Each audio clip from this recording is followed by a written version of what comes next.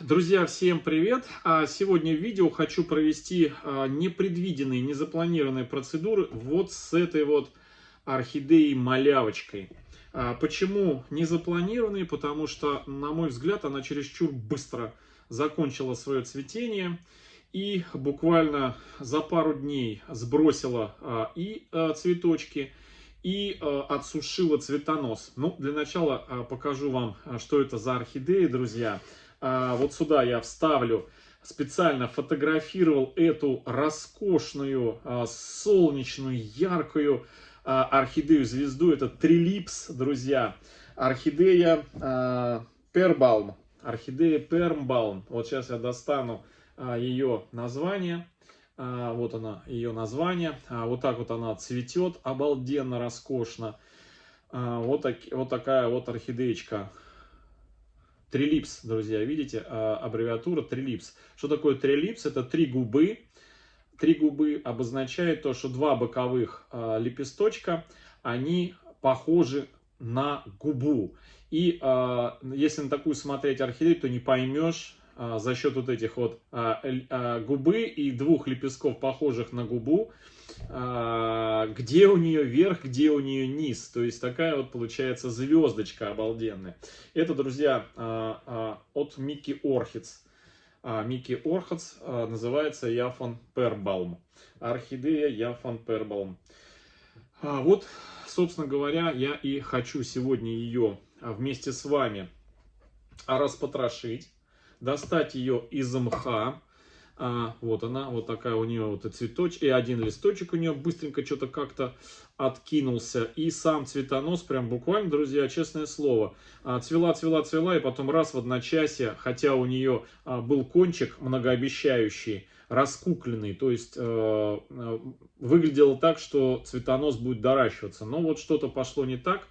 Может быть, природные вот эти наши погодные качели, когда днем плюс 10, ночью минус 15, перепады резкие. Вот у меня у самого иногда даже голова начинает болеть, не говоря уж, как чувствует себя орхидея. Но в любом случае, я хочу ее сегодня достать из этого горшочка и... Ой, мне очень, прям очень хотелось, друзья, эту орхидею поместить в тот мох, который мы буквально на днях распаковали, наш ханты-мансийский мох, вот в такой вот остатки из брикета. Но, друзья, я все-таки хочу посадить ее в грунт, в уже проверенный, грунт прям вот как раз вот для таких вот малявочек. И причем дешевле, чем вот этот мох. Ладно, друзья, давайте ее достанем отсюда, распотрошим, и все в процессе я расскажу. Нам сперва надо ее достать, распотрошить, посмотреть, что у нее с корнями, и доступным средством ее обработать для профилактики от грибково-бактериальных болячек, друзья. Так, ну что, бирочку я достаю. Вот так вот на ваших экранах мы все это дело, я буду вам показывать крупненько, чтобы вы видели. Вот так вот. Оп. Бирочку убираю. Еще раз название. Вот она. Вот так вот называется. От садовника Микки Орхидс. Так, ну что, снизу ничего не мешает. Достаем ее отсюда, из этого транспортировочного горшочка. Можно применять палочку или карандаш, тупым концом пропихивать. Ну что, орхидея у нас по внешнему виду корней можно сказать, что вроде как, знаете, от цветения перешла сразу к росту, наращиванию корешков. Но, друзья, это может быть обманчиво. Первый взгляд может быть обманчивым. Поэтому убираем сперва. Она, конечно, уже попойна, видите. Надо было бы ей дать возможность денек-другой без этого мха полежать. Но мы сегодня сделаем все одним видео. сразу за один раз я хочу ее обработать. В крайнем случае через пару-тройку дней сделаю дополнительную обработку. Препараты у меня есть все необходимые. Ну вот так, друзья. У нас такой вот вид у этой орхидеи. Один единственный вот корень воздушный, точнее два подсохшие. Вот один, друзья, вот второй. Я их сейчас срежу. И вот этот листик удалю, потому что он слишком глубоко находится. И в любом случае он тоже, у него нет будущего, потому что его от основания оторвал вот этот вот цветонос, который вылез. Его мы тоже срезаем. Ой, уронил. Ну, пока я срезать его не буду, я его в самом конце срежу. И почему, скажу в процессе. Так, лист у нас сам по себе оторвался. Убираю корни сухие вот эти. Вот так вот раз. И вот так вот два. И удаляю.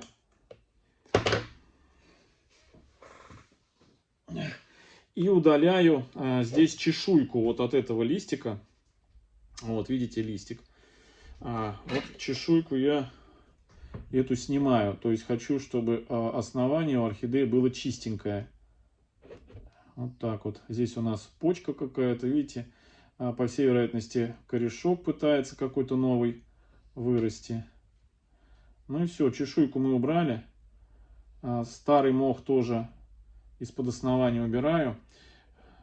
Вот здесь вот вроде корень лопнутый, но он так как-то так аккуратно лопнутый, что филамент только с одной стороны поломан, а с другой стороны целый. И сам корень он не болтается, то есть он такой хорошо себя чувствует. Так, ну все, что убирается, я выбираю. Я имею в виду из с тех компонентов, в которые она была посажена. Все, вот так вот оставляем. Так, теперь, значит, что хочу. Сейчас скажу, друзья. Теперь эту орхидею мы замочим в растворе. А раствор возьму уже старый, тоже проверенный, старое проверенное средство. Это, друзья, топаз. Топаз. Вот этот вот. Он в разных есть. Вот на 10 мл есть емкости, есть на 1 мл, на 4 мл. Вот. Буду обрабатывать, значит, по инструкции. По инструкции нам нужно 1 мл топаза на 2-2,5 литра воды.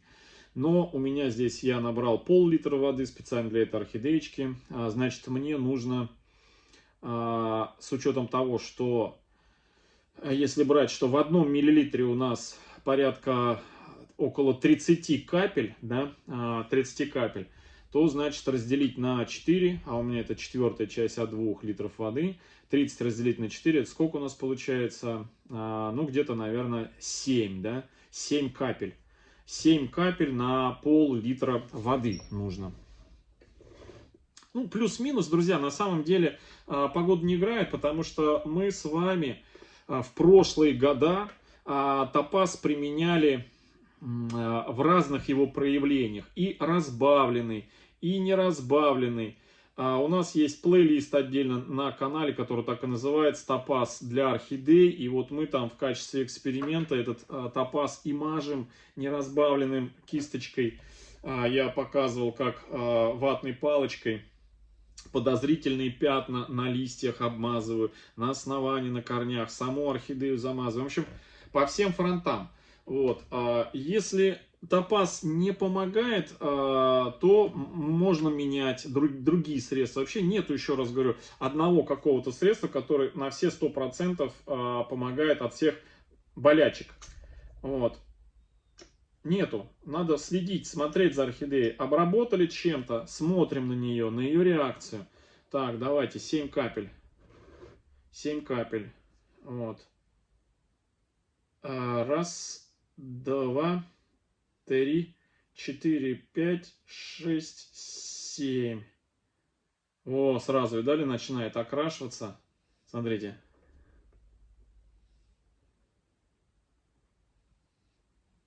Видите, расплывы какие. Так, остальное я обратно в пузыречек. В пузыречек. Потом промою. Ой, какой у него, друзья, этот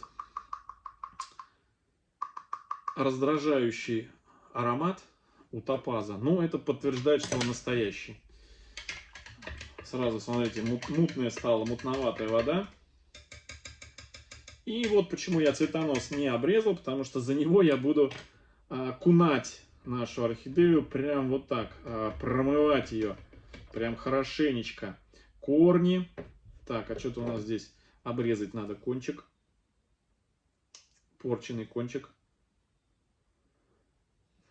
И листьями прям туда. Листьями тоже.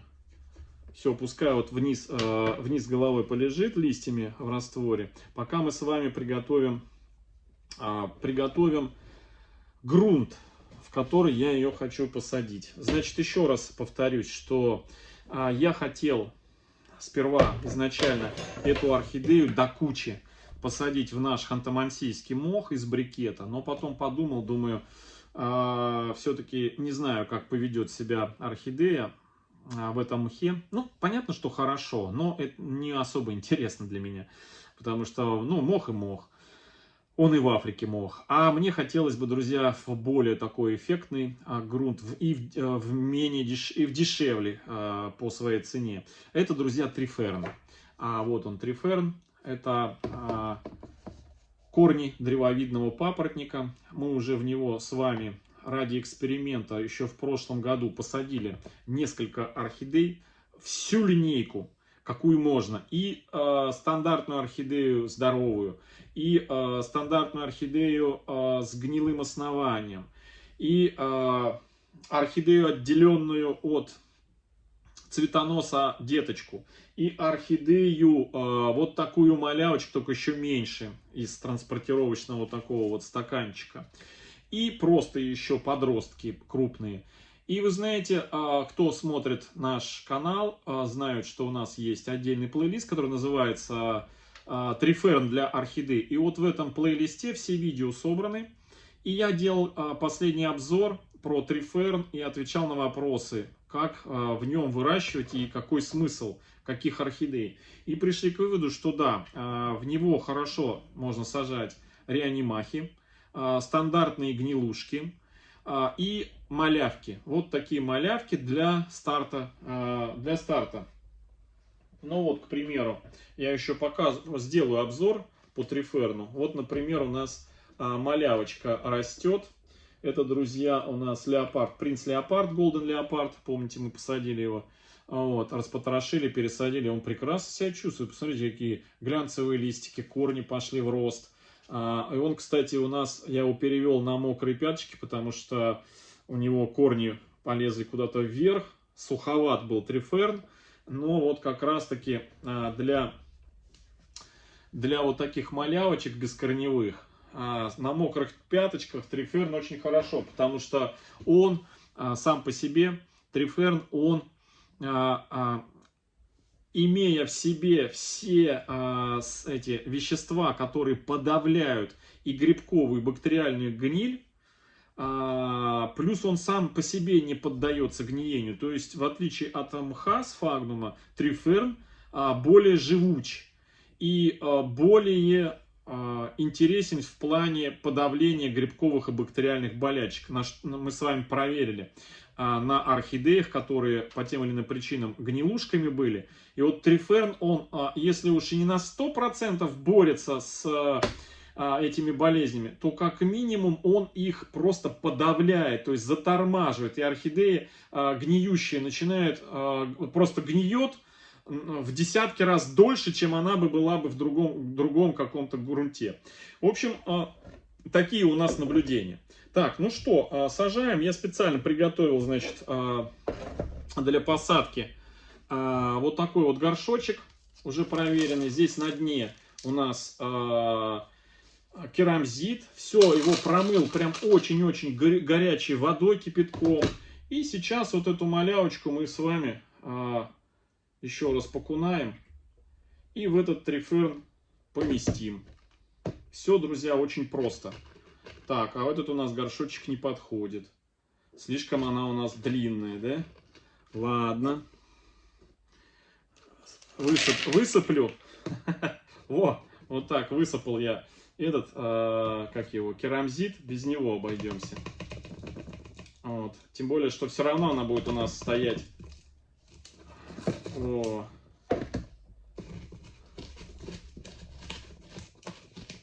Все просто. У нас в плейлисте Триферн для орхидей у нас все посадки имеются. Как сажать в Триферн? Вот. Перед применением его прям мы его прям разминаем и делаем мельче. И все, вот так вот его везде запихиваем, особо не мудрствуя. И сверху вот так вот. И сверху, чтобы он не всплывал после полива, накладываем вот таких вот катушков. Ну, в моем случае это щебенка, для того, чтобы поливая, у нас Триферн же легкий, он всплывает, чтобы он не всплывал, друзья. Все, теперь можно удалить старый цветонос. Вот так вот. И эта орхидеечка у нас отправится вот в такой вот кашпо. И бирочку на место мы вставляем. Все, друзья, вот такая вот процедура. Всем хорошего настроения, всем добра, здоровья. До встречи в следующем видео. Будем следить за этой малявкой.